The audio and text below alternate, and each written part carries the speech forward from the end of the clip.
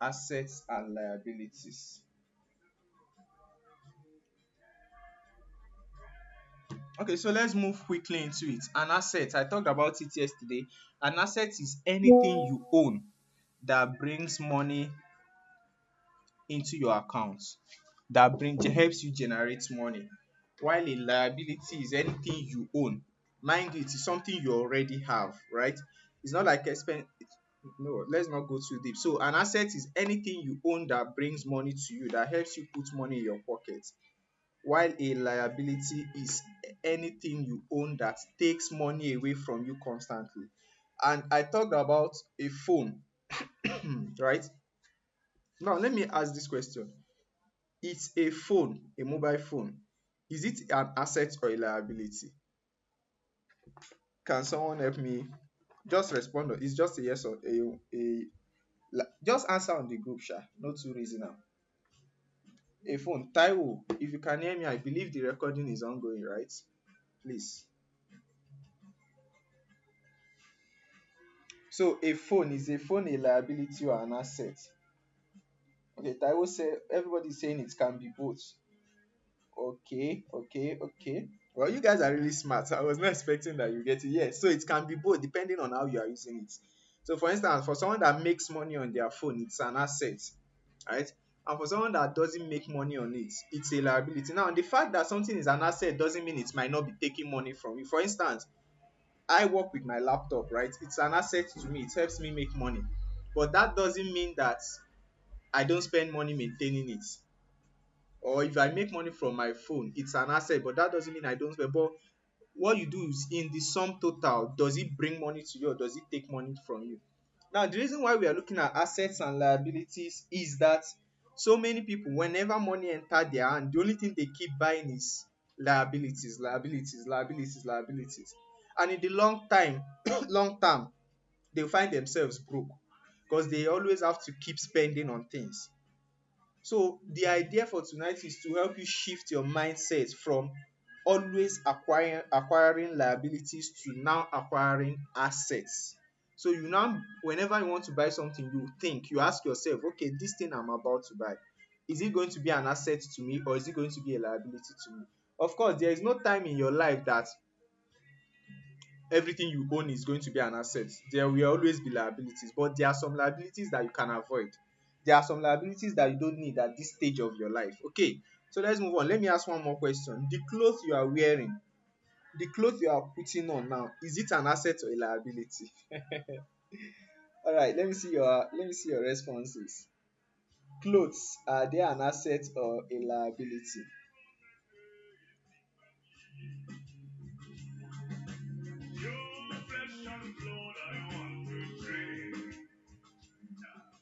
For those of you saying liability, how? Why is it a liability? Just type. Why is it a liability? Takes money to how do you use money to maintain clothes? How? Mọ́lẹ́dé bí ń pa mí.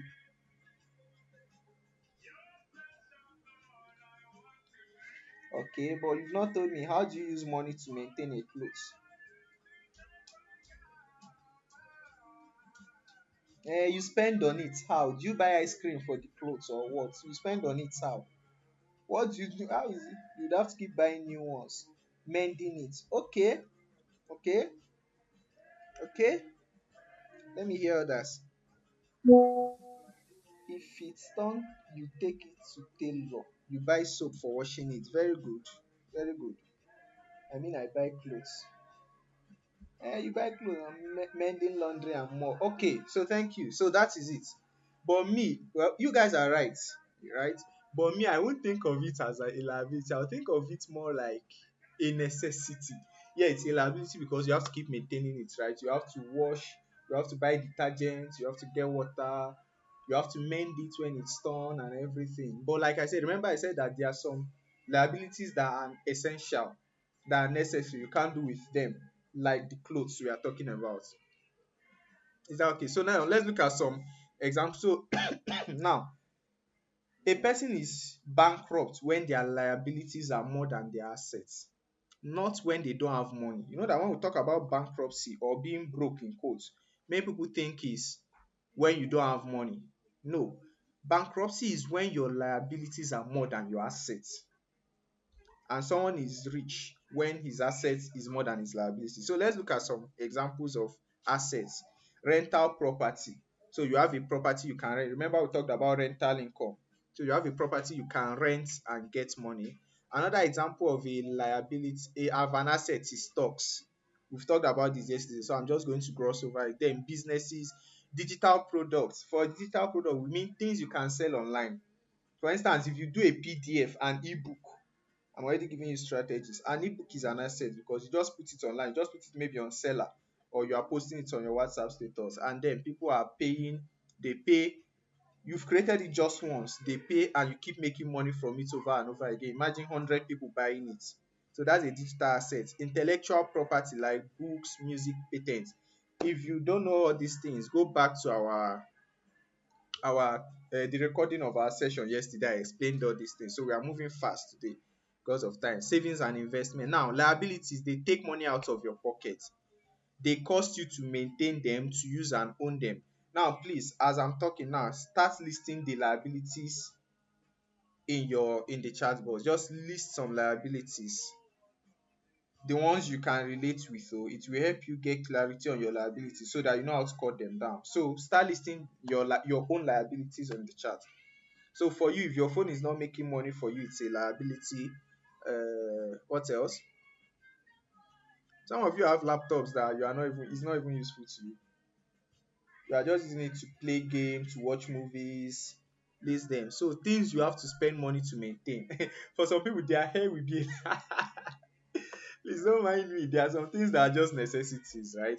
But there are those core things that we use our own money to buy so that they will be taking money from us. For instance, YouTube subscription or Netflix. It's a shame that Netflix has left. When it was still available, they would tell I remember one woman was telling me to subscribe to, is it Prime, or there's one that is Star something. Is it Prime? I can't remember. And she told me it's just 1.7 per month. I was like, I know they watch film, I know they stream movies, I know they stream football. So leave me alone, leave me alone, 1.7 or not. He was like, it's just 1.7. I'm like, no, actually, I will not buy something I'm not using. You understand? So if I had paid for it, it would have been a liability. Nobody is typing. What are your liabilities? The examples I have here, we have car. If you have a car, it's a liability, except the car is making you money. Even the richest man, his own car is a liability. So except you are using the car for Uber, or you are using the car as a rental income, right? So you rent it to people, they use it, and then it brings you money. Unless that, then it's an asset. But if you are not using it for that, if you are using it for family, for personal, this thing and everything, it's a liability because you have to keep fueling it, you have to keep maintaining it, and then the more you own it, the less the value lies, the value begins to decrease. This one that people are still typing is like your list is very long. Then we have personal house. If you have your own personal house like this, like you built your own house, or maybe your father built a house, it's a liability to them. Trust me, it's not an asset because they will be spending money repairing it. Okay, they'll be spending money. Okay, laptop, social media handles, taking my data. Exactly. No, your education is not a liability, please. It's just that it's not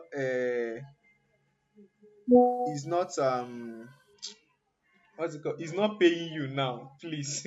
Your education is never a liability. Education is never a liability. It's just that it's not paying you at the moment, right? But it's an investment. See it as an investment. So we have personal house. You are going to be maintaining the house, right? That's a liability. You have debts. If you are owing, you have to pay interest. Maybe you are owing bank or something, you have to pay interest. Luxury items. Luxury items, when you buy luxury items, they begin to depreciate in value. So if you buy it 10K today, by tomorrow, if you want to sell it, you can't sell it 10K again. They'll tell you it's tokumbo or it's fairly used. So we have gadgets like phones, laptops, we've talked about. Then unused subscriptions, I've talked about it. So now, with the knowledge you've gained on the system and flow of money, take time to assess how many liabilities you have in your life and how many assets you have. Like I said, some of you, your relationship is a liability. As a guy, there are some friends you have that are a liability to you. that your babe might be a liability. So consider all these things. It's not only non-living things that can be liability. That babe that you're always spending on, spending on, spending on. If you see 50K like this, you first of all send her 49K and then use the remaining 1K to buy a time for her. What are you getting in return? I will rest my solution here. I will rest my case here. So know all the things that are liabilities and the ones that are assets. So we are moving on now to today's session, which is financial stewardship. And this is meant to help you understand something. Financial stewardship, which is this? Financial stewardship means managing your money wisely and understanding that you are responsible for how the money is used. Remember, we talked about taking responsibility in the first class, that whatever position of finance you are in now is your responsibility. Sorry. You take responsibility for it. Let me confirm that you can still see my screen. Can you see my screen? All right. Thank you. So now, financial stewardship, a steward basically is not an owner, but someone who holds something in trust for another person. So there are two things you need to know about stewardship. Number one, the steward is not the owner. The steward is a manager. The steward is someone that is holding or managing something for someone else. That is one. Number two, in the end, the steward will give account to the actual owner. The steward will give account to the actual owner. So if you go back to this, you see that as a steward, you are not just a spender, you are a manager, you are a builder, you are a multiplier of resources. If you go back to the parable of the talents in the Bible, you see that their master gave them talents and asked them, go and trade with it. When I come back, come and show me what you've made with it. And where am I going with this? We don't own money. Nobody owns money. You can't hold any money and say, this is my own. Money is constantly flowing. It's constantly flowing. It's constantly moving. You get 100 naira today, you spend it tomorrow. It's constantly exchanging hands. So we are all managers. Now listen to this. Seeing that we are managers and we are part of the flow of money, it is now dependent on you where you channel your money to flow. Wise people will channel their money to flow in assets, because those assets will bring in both that money and other children back to them. I don't know if you understand. So a wise person, when money flows to him, remember, we are stewards, we are only just coordinating the flow of money. So when money flows to you, a wise person will make it flow towards a direction that it will bring them returns. For instance, a wise person can let it flow towards education, because they know that after being educated, their value in the society will increase and their capacity to earn will increase. For instance, what a PhD holder will earn is different from what a BA holder will earn on one job. And what a BA holder will earn on one job is different from what a secondary school certificate leaver will earn on the same job. So you see how education is an asset, it increases your value and your capacity to earn. Now, a wise person can channel it towards books to increase their own personal. I'm still going to come to self-investment. But a foolish person will channel it towards shawarma. You eat shawarma, you're happy. Some people are not even enjoying the shawarma. Their own is just that they want to snap it and post. After they snap it and post, they will purge the next day. But they have posted. And after 24 hours, the post will go. And everybody will forget. Do you understand? That is a foolish person. A foolish person will channel. Don't let me say this thing. Well, they will say I'm attacking people that are in relationship. A foolish person will channel it towards his babe. Be like, babe, go and buy ice cream. Ah, Jesus. God, God, God, God. God. And then she will now tell you thanks. She'll be like TNX, thanks. Or maybe she will not even tell you anything. You now be angry. Women are ungrateful. Or a foolish person will use it to go and take a girl that not even send you out. You go and carry her. You go to somewhere. You are eating. She's spending your money. You are crying inside. But outside you are smiling. Hey. When she's done, she now tell you that she wants to be going home. I'm not anti-relationship. You feel that, why are you even doing relationship first? You now tell you I want to be going home. When she now grieve for you, you be like, after all I've done for you, I spent all your work. Shut up. Who send you work? Who send you work? So you now be like, women are gold diggers. Women, you are the one that don't have sense. So like I said, foolish people will channel their money towards unnecessary liabilities, and then they will start crying at the end. They go and be drinking garri. See, don't let me go into this matter, because we scatter this table. The leg of the table is already shaking. Is that okay? Some foolish people channel. So what I'm saying basically is, as a steward, you are not the owner. You don't own money. You are not the owner of money. It just comes to you for some time. You are not the one that will decide how do you use it in this time before it moves on to the next person. So we are stewards. And remember the two things I told you about stewarding money. Number one, you are holding it for someone. You are accountable to someone, and I'll tell you who you are accountable to. Number two, you are going to give account to that person you are accountable, what you did with the money. Some of you that are still broke now, you're in your angel's mind, you are rich because they've given you the money that is supposed to make you rich. But you have used it to eat pizza, or you have used it to send to your babe, the one you were dating last year that still broke up with you on December 25. And then she will now tell you, no, it's not you, it's me. Ah, don't worry. Let's move on. So now let's look at the pillars of financial stewardship. So we have three pillars I have here. We have savings, investments, budgeting.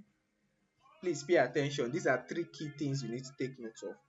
Savings is money you keep aside, keeping aside what you earn or receive to use later. What you earn maybe from working or your investment, or what you receive as dash. See, let me tell you something. Any money you save, it is you making the future you richer. Let me give you this illustration. Now imagine that today you have 10k, tomorrow you don't have any money, but we are still in today. If you save 2k out of that 10k, you have made the future you richer. I don't know if you get. So the tomorrow you is now 2k richer than the today you. But if you spend everything now, the future you is not any richer.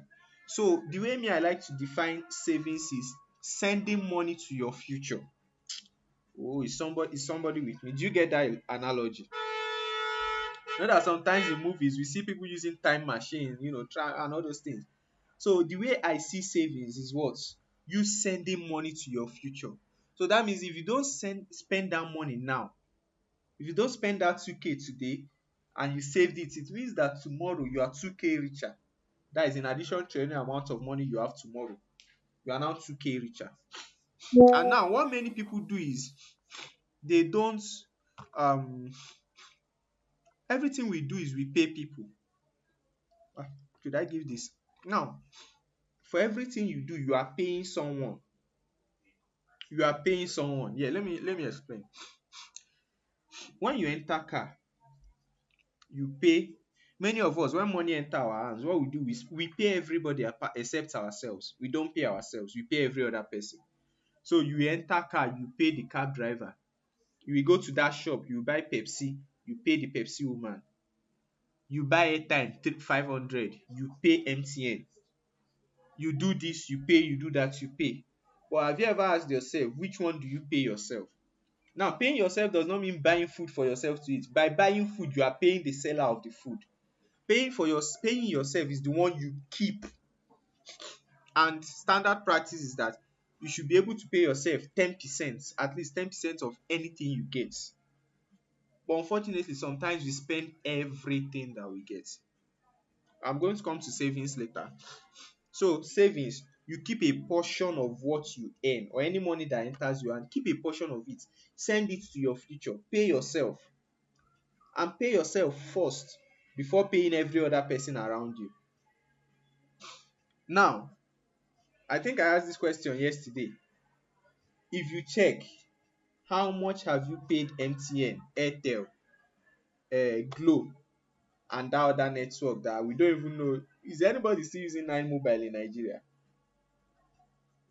If you are using 9 Mobile here, can you see? Is the network still around? Because I don't know. I think it's been a while I saw their adverts or something. Is someone still using Nine Mobile in Nigeria? Or I don't know. You discarded your someone. Eh, they are trying. I think their downfall started when they switched from Etisalat to Nine Mobile. I don't know what happened in between, Sha. No, nobody is even Glow. People are now using Glow more than Nine Mobile. Wow, Glow, Glow. Let's not go into Glow today. So savings now. Now the next thing is investment. Putting money into something that will grow or give you returns over time. Now the thing is, savings will not give you money back. Most times, savings will just be giving you little interest, right? Little interest, and it is safe. Saving is safe. Investment is a bit risky because you can lose part of your money, you can lose all of your money depending on the kind of investment and the risk involved. So investment is putting money into something that will grow. So investment is saving, is telling your money go and stay here, later I'll come for you. While investment on the other hand is telling your money go and work. I don't know if you get. So when your money is going to work, they can kidnap it. It can work and bring in more money. That's the idea of investment. So saving is keeping money. Investment is sending the money on an errand, so it will grow, it will multiply, and it will bring returns to you. Now budgeting is basically planning how you use your money. And see, let me tell you, I'm sure that 90% of us, we don't budget. We don't budget. Like money comes, you just start spending it as it goes. Just spending. You don't like, okay, this 10K that has entered, I'm going to remember when I told you about budgeting. I said budget in percentages. So okay, I'm going to show you an example of budgeting. It's part of the slides here. So we can say, okay, 20% of my earning will go to this, 10% will go to savings, 30% will go to this and everything. So when your money is coming, you are dividing it. It already has use, so that when any useless thing comes, you already have something you have budgeted the money for. Yeah, budgeting scares, yeah, but it's necessary so that you can track your spending. See, what removes money from us is those little foxes. Those little spend, it's not the thing we spend a lot of money on. It's those little things. You just shebi it's just 200, you buy it. By the time you buy it 10 times, it's already 2K. So it's those little things that you don't use to consider. And let me give you one advice. If you can afford it, please buy things in bulk more than buying them in in uh, uh, in pieces. Buy things in bulk more. It helps you save more money. So let's go on now. Now, savings. There's this Nigerian proverb that do not eat with 10 fingers. So when money comes, don't say money has come and you start eating with 10 fingers. No. So how do you save? There are many principles for saving. There are so many. There are some people that use a 60 30, no, 50 30 20. There are some that use 60 20 20. There are some that use 70 20 10. Different ones, right? It's up to you. Customize it yourself. But the one I'm showing you here is 10 10 20 60. 10 10 because you are children of God, right? 10 10 20 60. So 10% goes to your tithes. So if you earn 10K, you know that 10% belongs to God. Now, the other 10% is for giving. Now, why will we budget money for giving? Let me tell you. If you don't budget the money you use for generosity, for giving, see, people will bill you. They will bill you to death. You understand? This person will come and tell you touching story. You be like, oh, you give. Another person will come and tell you, I've not eaten since morning. You give. Another person, you give. Another person, you give. Before you know it, you'll be giving others. You'll be starving. So there is an extent to which, see, giving is good, right? The Bible encourages giving. It is a human virtue to give. But you have to be very cautious of your giving, so that you don't give like a fool. There's this saying that, what's the saying now? I've forgotten how exactly it goes. But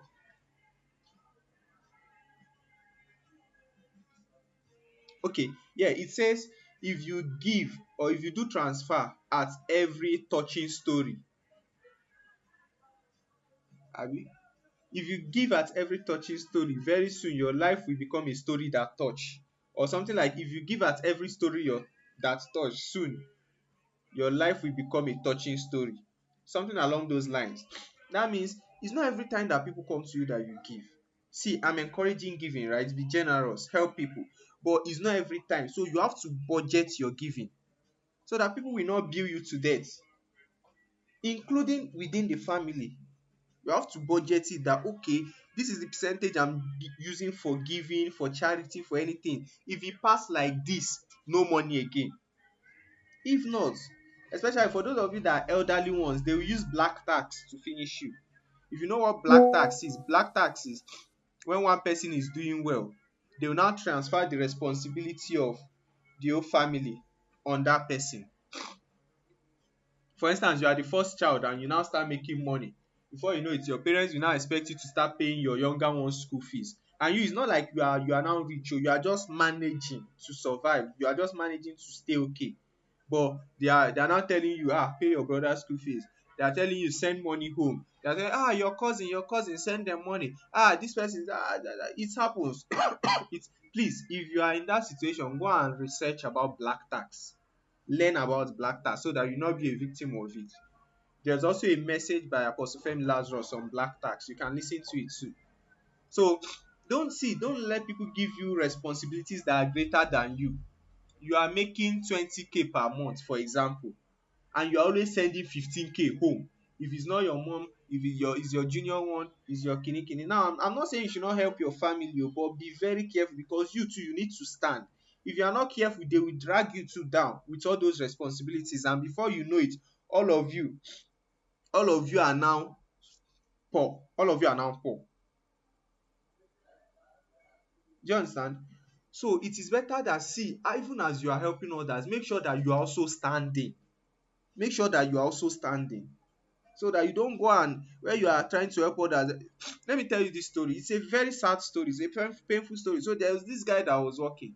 So when his parents learned that he was working and he was making, I think, 200k or so, see the kind of pressure they started mounting on him. Any small thing, they will call him, please send money, send money, send money your brother, send money your sister, send money your parents, send money this.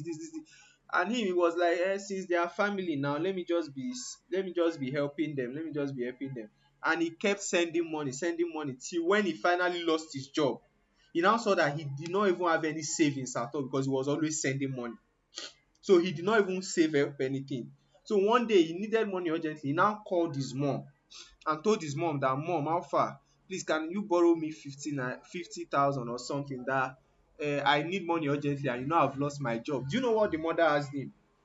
That all that period you were working, didn't you save money? I don't know if somebody is following me. So all that period you were earning money, you not even save anything at all. It is the same mother that was always calling him to send money, send money, send money, send money, send money, and he was sending. It's the same mother that is now telling him that, didn't you save money when you were working? Is that okay? So that is it. I'm going to attend to the questions on the book now. So just be careful with giving. Giving is good. I encourage giving, but please, now this thing I'm giving you, the 10-10-20-60 rule, is just a framework.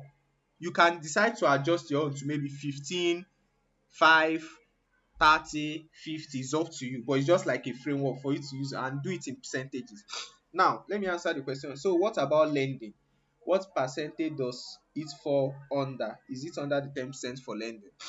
One principle I have is, or should I say, one thing I was taught is, don't lend money, don't borrow people money, right? Although it's easier on paper than, because when your friend will come, boss, abeg, if you just see, don't lend. Now the definition of lending here now is, okay, you now tell your friend, I even think the Bible is against it, I'm not really sure. That is, your friend comes to you and you now tell your friend, okay, I'm going to borrow you 10k, when you are paying back you will return 12k. The Bible is against that kind of lending. If you want to help someone, help somebody. If the person is asking for 10k and what you have is 2k, tell the person, see, it's 2k that I can give you. So there are some people that have two ways of looking at it. Some people will tell you, don't borrow at all, like don't lend money at all, whether with interest or without interest. Don't lend money. So if the person says, I need 10k, And you can have the 10K, but if it's only 2K that you can dash the person 2K and tell the person, this is all I can give you, and I'm not lending you, I'm dashing you. That is some people's philosophy. There are some people that believe that, okay, you can lend your friend money if they are in need, but don't ask for interest. And I subscribe to that. Don't ask for interest. So if my friend comes to me that, please, I need 10K, if you borrow me. If I have, I can say, okay, I have 10K that I'm not using now, I can borrow you. When are you returning it? Something like that. I borrow the person, or I lend it to the, see, don't mind my use of lend and borrow. I lend to the person. When the person is returning it, it's 10K. I'm not telling them, you have to return 12K or not. I'm not a bank. It's bank that should do that one, that doing it for business purposes. But being a lender, no, I don't subscribe to that. But there are some people that don't even subscribe to lending at all. They'll just tell you, if you have to dash the person, dash. If not, leave it. So I don't know if that answers your question. But if we are talking about things like that, it will still fall under giving for me. But you can still create another column, maybe another 10% for lending if you want to be doing professional lending, right? So for me, lending can still fall under giving. Giving is basically money used for charity or money used to help people or assist people. Then someone is asking, does the 10% for charity include the money for extended family spending? Now, I don't know if this your extended family means extended family, or be your immediate family. But see, the thing is, this is just a framework. Do what you can. Me, why this is a framework for me? I know that when my family members call on me, if I have, I'll give them. You understand? If I have, I'll give them. If I have, I'll borrow them. You understand? I'm not, should I say, maybe I'm not that disciplined. Do you understand? To apply this, but it's necessary you apply it even to family. Is that okay? But like I said, all this thing boils down to you. For someone like me, even if I budget 10K for giving, and a family member, like nuclear family member, maybe one of my brothers or one of my parents tells me that, please, can you get me 20K? And if I have to, I'll give them, even though it's 10K that I budgeted. But there is a balance to it. There is a balance to it, which is me. I am someone that operates on the principle of family first. That is me for you. I am willing to go. Who is that person? Please mute yourself. I'm willing to go any length for family. That's me. That's me. I'm willing, but of course, there's a balance. There's an extent it will reach. You'll be like, because see, the person that wants to help another person must be standing. So you must take care of yourself. Don't give, even to family. Don't give up to the point where you are now struggling. It is even better for one person in the family to be able to stand than for everybody in the family to be struggling. Is that okay? So all these things, wisdom, it calls for wisdom. It's not something that you just say, okay, this is the rule. So it applies to you. I'm not going to give anybody. Before some people will say, I'm saying that you should not take care of your family. Or before some people, I'm saying that because black tax has to do with family. Black tax mostly has to do with family. But see, what I would say is, have a budget for your family. Have a budget, especially when it comes to send money for your brother's school fees, send money for this, send money for that. Have a budget. See, let it get to a point where you tell them, see, I don't have money. I don't have money. Because what did I say? You must save for yourself. The person that wants to help others must be standing. I think I've emphasized this a little too much. So just apply your discretion, but please make sure that you are not giving to your own detriment. Make sure you are not giving to your own detriment. Now, we now have 20% for saving or investing. So if you are in the phase of saving, you can, okay, 20% you save. If you are in the phase of, if you have both savings and investments, because remember I talked about emergency savings, don't go and invest your emergency fund. It is for emergency. That means it should be in a place that, if I don't even put your emergency fund in cowrywise, because you know that cowrywise, they will tell you that you have to wait 24 hours. So you can use piggyvest for emergency fund. They will be giving you interest and you can withdraw it immediately. So when you need it, you just withdraw it. Don't go and invest your emergency fund. You go and use it to buy land. They will now tell, when you now need it, an emergency will come up, you now need it. They will now tell you, we've not found buyer for the land. Hey, you are on your own. Emergency fund is something that can easily be reachable. So like I said, 20% goes to your savings. No, emergency fund is is under savings. It's a kind of savings. Now I talked about that you can, okay, let me say it now quickly. There are many things you can save towards. You can save towards buying something. You can have a life savings. Whenever I talk about savings, I'm talking about life savings. You can save towards investing, and you can save towards emergency. Four things. Number one, you can save to buy something. I'm not, all the savings I'm talking about is not this number one. Saving to buy something is, let's say you want to buy a laptop, so you start saving for it. That's one kind of saving. We have life savings. This is just like a continuous saving that you are just doing. When the money is now big, you can decide to put it in an investment. Life saving is not a saving that you save to spend. Do you understand? It's a saving that you save to give yourself a safety net. Now we now have investment savings. That one is, you are saving to be able to invest. So let's say you want to buy this land, it's 400k. What you have is 200k. So you now start saving. Okay, I'm going to be saving extra 50k per month till the money is complete. You now buy the investment. This one is not saving to buy wig, or saving to buy handbag, or saving to buy shoe. This is saving to invest. That is investment savings. Then the final one is now emergency savings. So this one is just money that you are putting aside every month. And like I said, make sure that your emergency savings is as much as times 3 of the amount you spend per month. As little as times 3 and as high as times 6 of the amount you spend per month. Is that okay? So that is emergency savings. So yes, emergency fund or emergency savings is under savings. Now, this savings here, you are not the one that know where you are. Right? You know, okay, of course, you can't have all 4 savings at the same time. What are you looking for? You understand? So the way I started my own, I just made it 2. I had life savings and I have emergency savings. So you don't have to have all 4 at the same time. You can start with only life saving. So you can just be saving. Your life saving, you can lock it. You can lock it. So your life saving, then maybe when you are earning more, you now open an emergency savings account.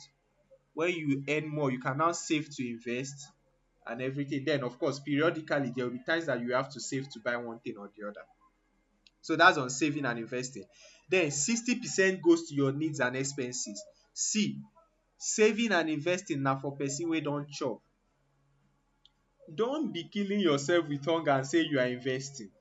Please, so understand this balance. Eat. I not say you should be a glutton. I not say you should overeat, but eat. Is the person that is alive that is saving. It's someone that is alive that will invest. Is that okay? So there are some people. See, when I started with finance, I think that was around 2021 or 2022. I was always preaching, everybody save, invest, even if you have not eaten, save, invest, save, invest, save.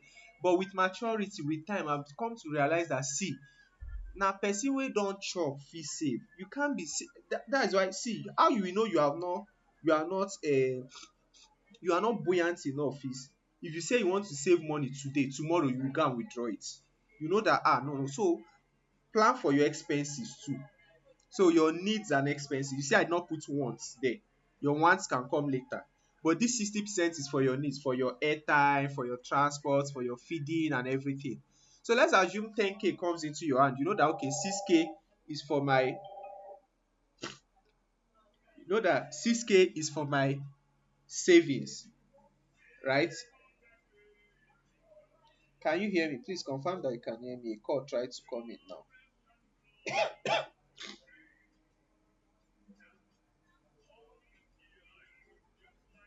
All right, you can hear me. Thank you. So a call tried to come in. I wanted to be sure that I was not disconnected. Okay, so your needs, like I said, your needs and expenses, plan for them. So 6k, we go to my feeding, accommodation, everything. 2k, I will save 2k. 1k, in case anybody needs assistance, I'll just keep it. It's not that you now go around asking people, how far I have 10k in my that I budgeted for giving. Do you need money? I don't want to use it to do giving. And then 1k for tithes. So let's move on. Now, okay, action point here. You can open a savings account or use a fintech app. Use a fintech app. Don't open savings account. Use a fintech app like Piggyvest, like Cowrywise. See the way I've been talking about PDVS, you think I'm one of the ambassadors. Now let me share my story with you. Some of you might not know how to start saving. The best way to start saving is saving as a culture. The same thing with investment. So I think my brother is here, right? Was it not in 2021 that we started this Cowrywise saving stuff? I remember then Cowrywise was giving us for referral. If you, it's even my brother that referred me. If you refer someone, they'll give you 1K or something. So he just referred me. I was like, let me just start. Now then, I was not saving because I need the money for, so I was just like, let me shall just start. So I was saving 500 naira every week. Every week. Do you know that I'm still doing that savings till now? And I've saved for 42 months consecutively. That is 3 years, 6 months. Abi? 36, 42, yeah. 3 years. So that one I started 2021 just playfully. I'm still like saving that 500 naira every week till now, right? Although yes, I've opened other invest savings this thing savings wallets for other things, but that was how I just started like I'm saving 500 naira every week. So you can set your maybe 500 naira every 2 weeks. Just make sure that every 2 weeks there's 500 naira in your account. Or you can just start with 1K every month, 500 naira every month. See, you are not saving it as per pay. Okay. Every day you go and be looking at has interest enter. Forget interest because the interest will not even make sense. The interest will be like 0.0 naira or something. But you are teaching yourself how to save. Why? Because if you can't save when you have small, you can't save when you have plenty. Are we following? So for somebody, I am telling you that go and open Cowrywise today. Go and open Piggyvest. Set up a savings this thing to be saving, even if it's 500 per week or 500 every 2 weeks or 500 per month. Just be saving. Just put it there, lock it and leave it. Lock it and leave it. Is that okay? For you, some of you might not be earning that much, but you know that okay, you collect. It's not much. You calculate 500 times 42. You see that it's not really much. And mind you, the value of money keeps going down. The value of money keeps going down, down, down, down, down. So calculate 500 times 42 is not much. Okay. So as I was saying, uh, what was I even saying? Just start somewhere, sha. So just open there. Some of you that know that okay, you collect allowance once a month. Let's say they give you allowance of 20K. You can say, okay, every time my allowance comes out, 20K, 10% of 20K is 2K. Okay, I'm saving 2K. Or 20% of that is 4K. So you can be doing it manually. Anytime money enter your hand, just remove the savings first. Go and put it in Cowrywise and lock it. See, this is how to build discipline. Why not the why me now? Let me just move on. I'm not talking again. So the next one is save any unexpected income. Now this is where many people have issues. If any money you did not plan for come into your hand, you are quick to spend it. If someone just say, one of your uncles, how far? It's been long. Okay, let me send you 5K. Before the money land in your account, bam, you have budgeted it. I'm buying grilled fish. I'm buying plantain. I'm buying plantain. Plantain that they used to make puff puff. I'm buying what? I'm buying chocolate. Is somebody with me? I'm intentionally saying that because of somebody. Okay, so see, any unexpected money that comes, save it. So you get gifts, you get a woof cash, you get extra profits. Even if you don't save everything, save at least half of it because you were not expecting it. So you can't tell me that you budgeted it, or you know it's a lie, you not budget anything. You were not expecting it. So save it. I did not mention name, but save any extra money that comes to you. So let's move on now. Time is fast spent. Investment. The book of Ecclesiastes 11:2 says, invest in 7 ventures. Yes, in 8. You do not know what disaster may come upon the land. It basically says, don't put all your eggs in one basket. Invest in different places. So let's move on quickly. The number one type of investment is self-investment. And for me, this is the most important kind of investment. And I believe that for so many of you, this is the most important. This is what you should be doing now. There's a mistake I made when I was starting. I remember back then in that 2021, 2022, what did I do? I started looking that, oh, I want to invest, I want to invest. I now went to Cowrywise. Let me even check my Cowrywise now so that I'll be telling you guys facts. I went to Cowrywise back then and I said, I was seeing, they were, you know that all these adverts, they say you can invest with as low as 5,000. So me, I was happy that, oh, I can invest 5,000. Hey, yeah, hey, yeah. I'm trying to look for that investment. I said, oh, I can invest 5,000. Oh, yeah, now let me see. I invested 5,000 2 years ago. Today, the money is currently 5,119 naira. Are you getting? Invested 5,000 2 years ago. The interest I've gained after 2 years is 119 naira. So the money after 2 years is 5,119 naira. And as I'm looking at it, I'm like, oh, I for use this money buy food chop. Huge figures, bow. Hey, you guys should give me a minute. Just 30 seconds.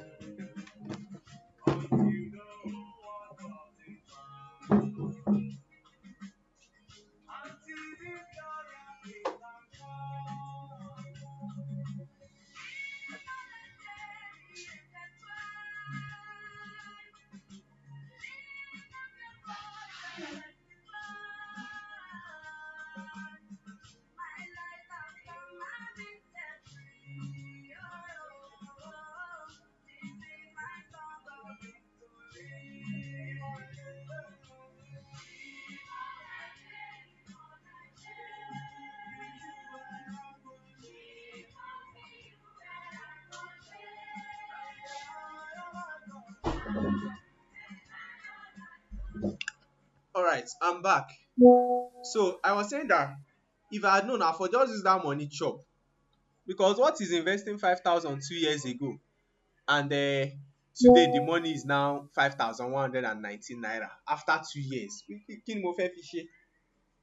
You understand? So what I'm saying is there are some investment, but see, it's not totally a waste, right? Because I was teaching myself how to invest, how to be consistent. In fact, my plan back then was that okay, every month I'll be investing 5k. But Nigeria happened, I abandoned it. And even now, if I want to withdraw that money, the charges they will collect for me to withdraw that money is more than that 119 naira. So who is losing? I've lost in terms of the value of that money has gone down. I've also lost in terms of, so I'll be withdrawing like 4,000 something. So you see that this thing, investment really makes sense when it's huge. But yes, see, it's not a waste, like I said. You can start investing with 5,000, but that strategy, the way it works is that you must be consistent. So you can say, okay, every month I'll be putting 5,000 into that investment. Every month, 5,000, 5,000. That's how it will make sense. But if it's the one of invest only 5,000 once and leave it, no, no, no, you won't really gain much. Just check 12% of 5,000. You see that it's not really much. So what am I trying to illustrate? Self-investment. See, invest in yourself. Invest in yourself through education, through attending conferences. See, paid conferences. Don't be looking for only paid conferences. Don't be if you see anything that is paid, chook your head there. There's a reason why it's paid. Right? Don't always be looking for free. For instance, now, after this boot camp, if you see another finance training and they tell you it's 15k, put your head there. It means that there is something there. That's how you invest in yourself. Invest in yourself through books, through courses. Don't always be looking for free class, free course, free class, free course, free class. Most of those free classes and courses is just the basics that they teach there. So invest in yourself. That is the most important form of investment. And for many of you, that's where you should be. Remove your mind from crypto. Remove your mind. You can't be using 5k to do crypto now. So remove your mind from all those things and invest in yourself. So all these other ones, I'll just run through. Agriculture crowdfunding. This is a kind of investment where there are some apps that I think there's one app, Thrive Agric or something. So this one, you are investing in agriculture. Some people have farms. Then there are some middlemen that you give them money. I'm just explaining how it works. They'll use those money to support the farmers. So once the farmers plant and harvest and sell, they will give you interest or they will give you dividends for giving them money to plant. That's how it works. So there are some apps that you use for that. You can research on it. You can start with as low as 5K also. You just put 5K on the app. Your own is, don't worry, your own is just put money on the app. They, at the back end, they know how to do it, and they will tell you how much you are going to be getting in terms of returns or dividends, maybe quarterly or annually or anything. Then there's mutual funds. This one is, the way mutual funds work is, there are some people that understand the financial markets. So what they do is they buy stocks. What they do is like they collect money from many people. So the money will now be big.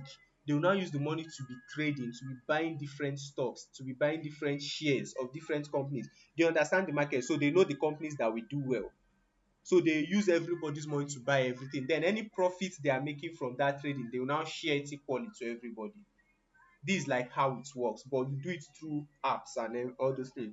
So there are some mutual funds. There's Codros Mutual Funds, there's Meristem, there's mutual funds plenty. There's, I think, S&P 500 or something. So when you are interested, you can go into all those. I'm just like, there's real estate. This one is shared ownership. For instance, you can't buy a house yourself. Even Cowrywise has this one, where you have to buy a portion of a house. So it's not like you are buying a room. Like, okay, the house is sold 200K. If someone wants to, I mean, rented 200K, if someone wants to rent it, and let's say now they now divide the house into 10 units of 20K each. So if you can't afford 200K to buy the whole house, you buy only 10 units or 1 unit of 20K. So that means when the person that actually rented the house pays rent, you get a percentage of that person's rent. It's also a part of, see, there are many ways to make money. It's a part of investment. You invest in another person's house. Do you understand? So that when those living in the house pay rent, you get from those people's rent. You not build any house. Your own is just you put money in another person's house. So all these things, see, there are many ways to make money. Small business, you can invest in your own business. So that thing you are buying and selling, that chin you are making and everything, you can invest in it. You can invest in crypto, but please, before you invest in crypto, make sure you understand crypto. Don't be using signal. Don't say, hey, everybody shouting Doge, Doge, Doge, Doge, Doge, Doge. You go and put money in Doge. Understand crypto before you put head there. Is that okay? Because me, in 2022, I put some money in crypto, close to 70K. I lost everything. Imagine 2022, how much 70K was. I lost till today, like 5 naira I did not gain. So these are, crypto is very volatile. The risk is high. So make sure your crypto and forex, make sure you understand them before you put money there. Now, investment, some tips. You can start with, why did I even put 500 there? Well, for saving, you can start with 500, but 5,000 is enough to begin. Just start as you can. But if you are starting with low amounts like 500 or 5,000, just know that you are not looking at getting dividends. You are just looking at building that investment culture, teaching yourself how to invest. That's just what you should look at. Now, stay consistent. Like I said, it's not the one that you invest in January. The next time you invest is October. So stay consistent every month. Be putting something there, even if it's 2K inside your investment portfolio. Be putting 2K every month. Now, learn before you leave. That is, learn about that. See, don't invest in any business you don't understand how it works. For instance, Ponzi scheme. They tell you that you put money today, at the end of 1 month, you are getting 100% of your money in interest. How? Ask them how. What do they do with the money? They tell you they trade with it. How are you trading with it? What are you buying? How are you making? Ask questions. CBEX. I explained in the first class how these things work. They use one person's own to pay the other person. Okay, you bought a coin 5K, till now you are regretting it. Your money below 1.5, you are still okay now. I say I use 70K, I no see 1 naira. I had to abandon my wallet. I abandoned everything. So all those, study, understand, like even this agriculture one I told you about, go and research about. Be sure, ask for their SEC registration, Security Exchange Commission or something like that. Ask for it to be sure that they are a legit company. And see, always buy, if you want to buy shares, buy from the stock market. Don't buy from anybody directly that say, come and invest in my company, because it's not regulated. Anything can happen.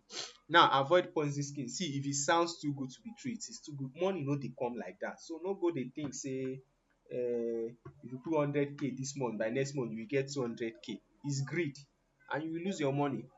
Now, how to manage your money? He who does not plan his budget plans his poverty. So if you are not planning, it's just like that saying that he who fails to plan plans to fail. He who does not plan his money is indirectly planning for poverty. So your practical tips: number one, track your spending. Always use a notebook or a mobile app. Always see any amount, track it, so that at the end you will look at it and see where your foolishness lies. You see where your money is actually going and you know how to block it. If you don't track it, you won't know where your money is going. You keep yesterday I had 10k, today it's 100 naira that is remaining. You go and be posting memes. You don't know that your money is going somewhere, and now nobody is spending your money with you. Now you dey spend am. You made money from crypto and lost it to crypto. Crypto is very volatile. So budget monthly. I've told you about budgeting. Always plan your money. You understand? Always plan your money. That is why you should know. I told you to go and download your bank statements. Know how much you earn a month on average and how much you spend a month on an average.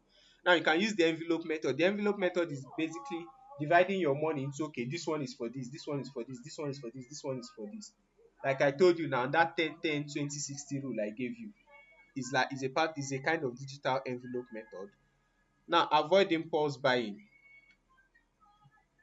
Impulse buying is you not plan for something, it just came up and you just want to buy it. For instance, you are scrolling through social media and Jumia ad pops up and you see something, all of a sudden you want is impulse buying. And one way to overcome impulse buying, tell yourself, let me wait till next week. If I still need this thing by next week, I will consider it. But if by next week you would have forgotten it, it's just for the moment. Some people, their own impulse buying is with food. Once they just see a picture of a food or see an ad or perceive the aroma like this, they want to buy it. That's impulse buying. Tell yourself, let me wait for the next 3 days. Will I still want to buy this thing? So that is it. Learn to say no, especially to peer pressure. There are some times that your friends will come and beg you for money. Learn to say no. There are some times that your family will ask you for money. You also learn to say no. Is that okay? So learn to say no. Someone is taking action already. These are the kind of things I like to say. Now, always keep record of your income, your expenses, and your debts. Always keep record of your income. I've told you, monitor, track your spending. Track your spending. Figure out where most of your income comes from. Yeah, figure out where most of your income comes from and double down. Now, this is the mistake. Is one of the mistake I also made when starting up. So most of my income was coming from design, but any money I make, I'll go and put it in investment. That my 5k investment. You understand? But see, calm down. Leave the shares alone first. Leave the crypto alone. That thing that is making you that money. Invest. If it has the capacity to make you that money, it means it has the capacity to make you more money. So it was when I learned this that I started now investing in my design business. So I now bought a better laptop. Because if that laptop I was using could make me this money, it means that if I buy a better laptop, it can make me times two of the money. For some of you, it's the chinchin you are selling that is helping you make some money. Double down on it. Invest in that chinchin you are selling. Maybe invest in packaging or invest in equipment that you use or materials you use. Some of you, it is sewing. Whenever someone wants to sew clothes, you collect it, you go to your madam's place and use your madam's sewing machine. If you are making money from that thing, put that money back into that thing. So buy your own sewing machine, buy your own is it embroidery machine or what? Just look for something you can buy. So what I'm trying to say is, yes, they are telling you, if you invest 1 million, you get 500k dividend, blah blah blah blah blah blah. But track, this is why I say you should track where is the bulk of your money coming from. Invest in that place back. So if it can make you 2k, invest more in it to make you 4k before you now start investing in it. Don't go and run to other places and say that that thing that is making you money, invest more in it. If it's your writing, invest more in writing. Like now, you can't tell me you're a writer, you don't have a laptop, right? You are typing on your phone. If writing is really making you money, that you are making 20k, 50k, 100k per month, buy a laptop, it makes things easier. So invest in that thing that is making you money. Now, the next one, save and invest early to build habits. Now, when you are saving early at the beginning, when you are saving your 500, 1k, 2k, 5k, 10k, you are not saving it or investing it because you want, mind you, it's not because you want return. It's just you are teaching yourself how to save. You are teaching yourself how to be consistent with saving. I hope you are following. Then finally, understand that you can't save your way to wealth. Saving cannot make you rich. What can make you rich is investment. So that is why you should have investment savings. So you save, okay, I'm going to save my money till I have 50K. When I have 50K, I will invest it in something. So you can invest it in shares, or you can invest. See, don't be saving permanently. Don't be saving without end. You are just wasting your time. Because the money will keep losing value. Even though you are earning interest, it will be losing value. So what you do, you save. Okay, I've saved 100K. What can I invest this 100K in? So you can decide to invest it in your business, maybe that thing that made you that 100K. Or you can decide to invest it in shares. Or you can decide to invest it in yourself. Yes, you can use 100K to buy a course. Now, for you to buy a course for 100K, you know what you gain from that course. For you to buy a course for 150K, to join a community for 200K, you know that it can't be ordinary people that will be in that community. I don't know if you are getting. So you can use the money. See, that's why I want to really emphasize that self-invest. Invest in yourself. Buy books, buy courses, join communities, pay for mentorships. Pay for mentorships. It's not everybody you see, hey, can you mentor me? Can you mentor? Look at the people that are charging money for their, like, for someone to be charging, it means there's a structure to that mentorship. It means that there's a curriculum. It means that there's a result. So you see someone that say, ah, if you want me to mentor you, it's 50K. Curiosity should make you, what is in this mentorship that is making it 50K? Put your head there. You cannot come out the same. So for me, I keep saying it. Personal investment is the biggest form of investment. Invest in yourself. Invest in your capacity to earn. Let me quickly explain what I mean by capacity to earn. We are almost done. Capacity to earn means your capacity to earn. That's what it means. In other words, what people can pay you for. For instance, me now, people can pay me to design for them. People can pay me to teach them design. People can pay me to teach them marketing. People can pay me to teach them a course. People can pay me to mentor them. People can pay me to coach them. People can pay me to play keyboard for them. People can pay me to play violin for them. People can pay me to teach them music. People can pay me to what else? People can pay me to write for them because I also write. This is my capacity to earn. People can pay me to come and speak at their events because I'm a very knowledgeable person. So this is my capacity to earn. For some of you, your capacity to earn might be just one thing. So keep investing in yourself so that your capacity to earn broadens. I remember I wanted to host a meeting earlier this year. The meeting did not later hold. So it's, in fact, it's this School of Finance. I wanted to host it but physically, but I was not able to go about it again. But I'm still going to hold a physical one, moving from campus to campus. Do you understand? Now, one of the best people I wanted to bring uh, physical one told me that it's 150K that she charges to come and talk for 2 hours, just to come and talk to teach you people this same thing I'm teaching. 100 and her own is just 2 hours. My own has been for how many days now? 4 days, and we are going to the fifth day tomorrow. Her own is just 2 hours, 150K. She has improved herself to the point that her capacity to earn has grown. That to talk for 2 hours, you pay her 150K. You understand? This same lady, her capacity to earn, she mentors people. She helps people grow their businesses. She's a salesperson. Like that is her capacity to earn. Where in Nigeria do I base? I'm based in Ibadan, but don't come and kidnap me.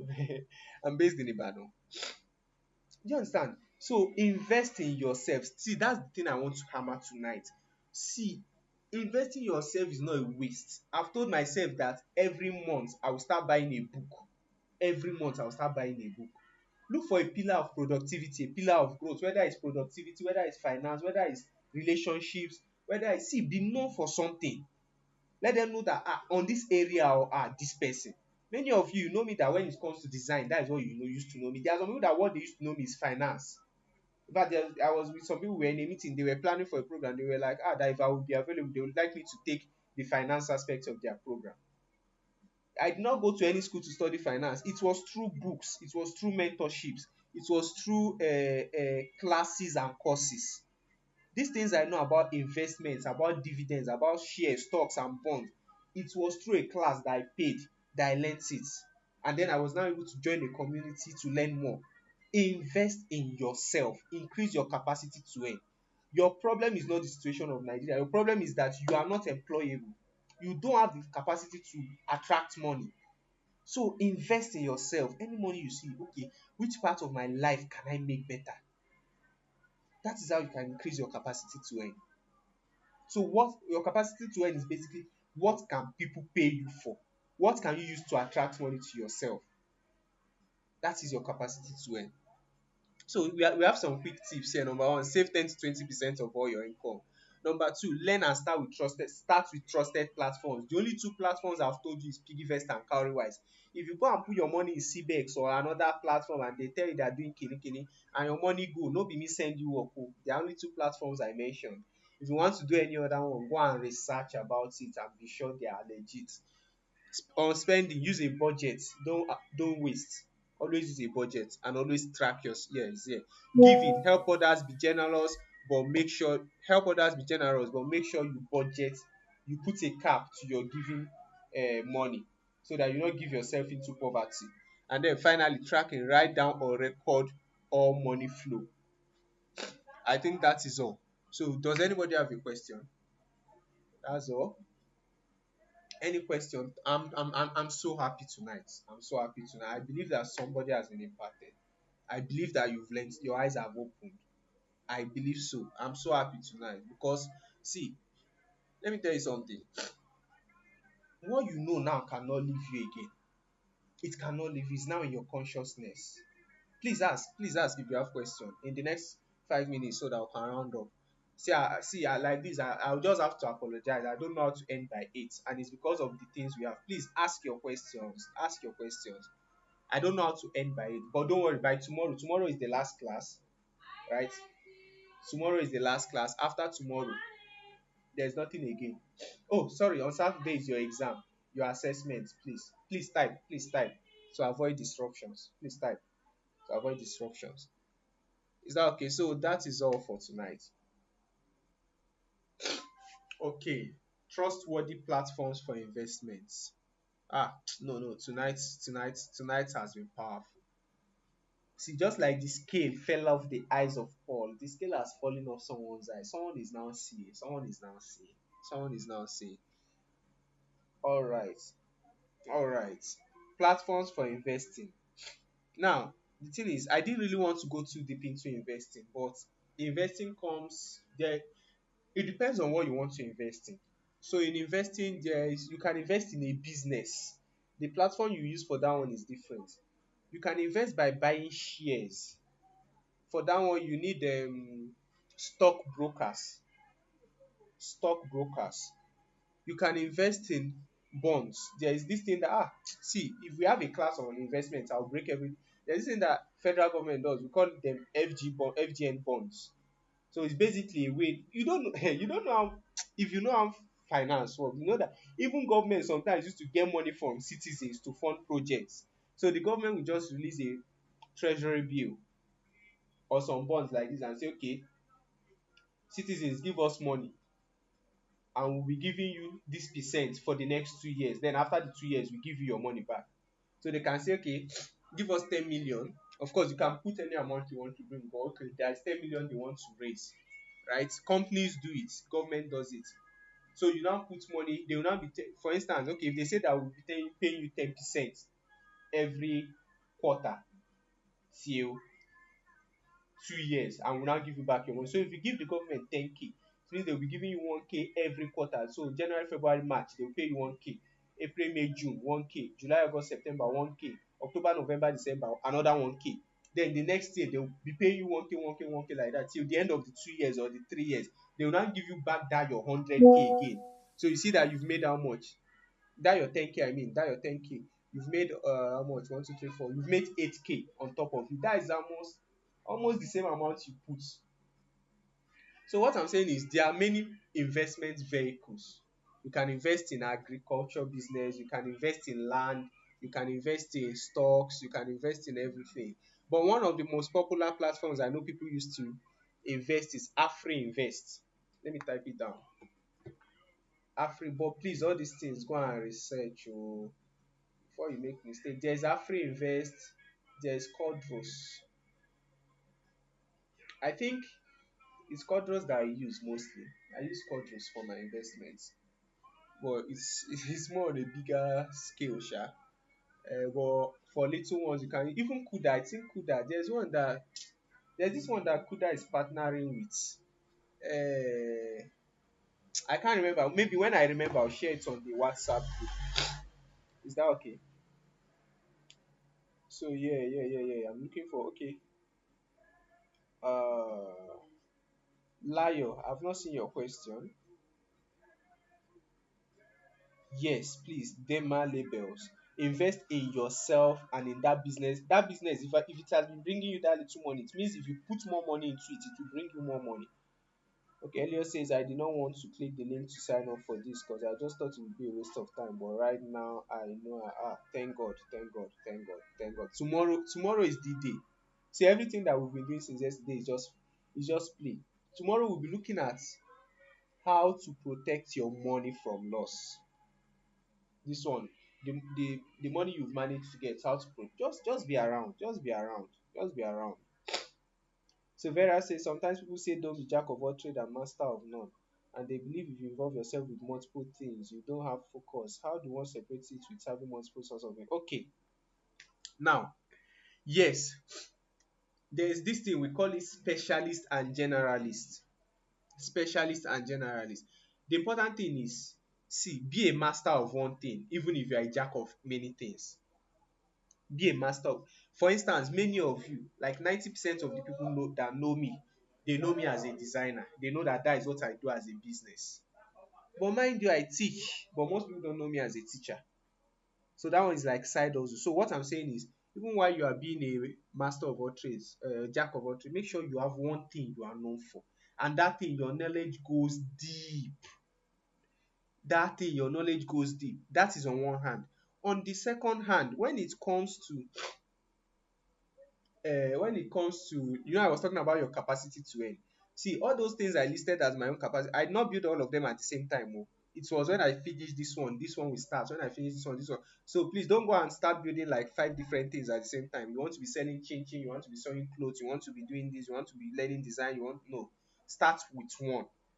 Start with one. Then when it comes to investing, yes, we always say that invest in different places, right? For instance, even in investing in shares, they will say don't invest all your money in bank alone, right? So you can invest in bank, you can invest in FMCG, fast moving consumer goods.